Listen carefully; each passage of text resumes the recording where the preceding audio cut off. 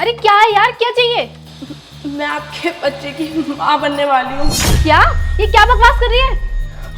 हाँ, मैं आपके बच्चे की सरोगेट मदर बनने वाली हूँ। लेकिन ये कैसे हो सकता है? कुछ टाइम पहले आपके पति की और मेरी डील हुई थी। तो आप तैयार हैं ना मेरे बच्चे की सरोगेसिस माँ बनने के लिए? हाँ, मैं तैयार हूँ, पर आपके साथ आपकी बीवी नहीं आई ये सब बातें करने के लिए? दरअसल बात यह है कि मेरी पत्नी एक बच्चा एडॉप्ट करना चाहती थी, वो हमें कभी ना कभी करना ही था। तो मैं चाहता था कि मेरा एक खुद का भी बच्चा हो, जिसके लिए मैं हॉस्पिटल में टेस्ट कराने के लिए भी गया। और वहाँ मुझे पता चला आपके पति भी कभी बाप नहीं बन सकते, लेकिन आप माँ बनना चाहती थी। हाँ, आपने सही कहा, मैं माँ बनना चाहती हूँ।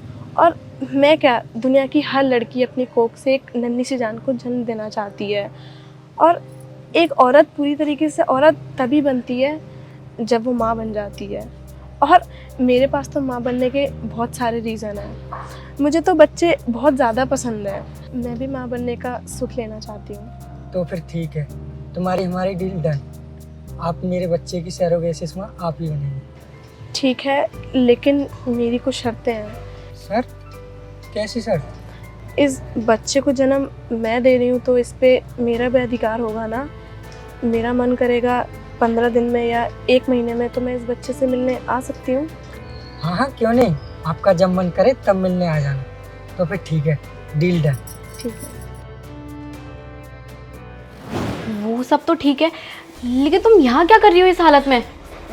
मेरे पति काम के सिलसिले में बाहर रहते हैं, तो वो पैसे नहीं भिजवा पाते थे, तो मुझे पैसे के साथ साथ माँ बनना था। तो मैं आपके पति के साथ डील डन कर ली। और जब मेरे पति वापस आए और उन्हें जब पता चला कि मैं किसी और के बच्चे की सरोगेट मदर बनने वाली हूँ, तो उन्होंने मुझे घर से बाहर निकाल दिया। साक्षी, अरे कहाँ हो साक्षी? अरे हाँ, आप आ गए? हाँ मैं। ये क्या, तुम प्रेग्नेंट कैसे हो सकती हो? सत्येंद्र, आप बाप नहीं बन सकते, लेकिन मैं तो माँ बन सकती थी ना। तो मैं एक आदमी के साथ मिलके उसके बच्चे की सरोगेट मदर बनने का फैसला ले लिया। क्या सरोगेसिस माँ? यानी कि अब मैं तुम्हारा ये फूला पेट देख के हमेशा ये याद करूं कि मैं बाप नहीं बन सकता और तुम्हारी कोख में किसी और का बच्चा पलेगा। ये दुख हमेशा मैं झेलता रहूंगा? नहीं, मैं ये नहीं झेलूंगा। पर सत्येंद्र, मैं तो माँ बनना चाहती थी ना, तो तुम इतना ओवर रिएक्ट क्यों कर रहे हो? अच्छा, मैं ओवर रिएक्ट ना करूं, तुम मेरे सामने किसी और के बच्चे को जन्म देने की सोच रही हो और मैं ओवर रिएक्ट ना करूं? ओवर रिएक्ट तो खैर मैं करूंगा। अब चुपचाप से चल के ना इसका अबॉर्शन करा लो, समझी तुम? अबॉर्शन? पर सत्येंद्र, ये तुम क्या बोल रहे हो? मैं अबॉर्शन कैसे करवा लूँ? ठीक है, अबॉर्शन नहीं करा सकती ना, तो इस बच्चे को लेके और अपने इस मुंह को लेके मेरे घर से निकल जाओ अभी। सत्येंद्र, मैं कहाँ जाऊंगी इस हालत में? और तुम ये क्या बोल रहे हो? लगता है तुम ऐसे नहीं समझोगी ना। निकलो यहाँ से।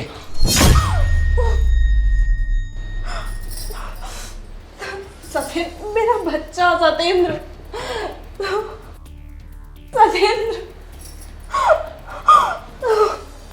भाड़ में जाओ तुम और ये किसी का नाजायज बच्चा। अगर ये सब तुम नहीं कर सकती, इसको नहीं गिरा सकती, तो तुम्हें मेरे घर में रहने की कोई जरूरत नहीं है। Get out right now. Satyendra, मेरी बात तो सुनो। सत्येंद्र, सुनो मेरी बात को। इसलिए मेरे पति ने मुझे घर से बाहर निकाल दिया, तो मुझे ख्याल आया कि मैं आप लोगों के पास आ जाऊँ मदद के लिए। मेरे लिए ना सही तो प्लीज़ मेरे बच्चे के लिए मेरी मदद कर दीजिए। और वैसे भी कुछ दिनों बाद तो ये बच्चा मैं आपको ही सौंप दूंगी हमेशा के लिए। प्लीज़ मेरी मदद कर दीजिए। अरे बहन, ऐसे क्यों बोल रही हो? और तुमने तो हमारी फैमिली के लिए इतना कुछ किया है। हमारा बच्चा तुम अपनी कोख में पाल रही हो, तो हमारा भी तो फ़र्ज़ बनता है तुम्हारा और बच्चे का ख्याल रखना। तुम चिंता मत करो। तुम कह रही थी कि अपने बच्चे को मिलने के लिए तुम 10-15 दिन में आया करोगी। ऐसा कुछ करने की ज़रूरत नहीं है।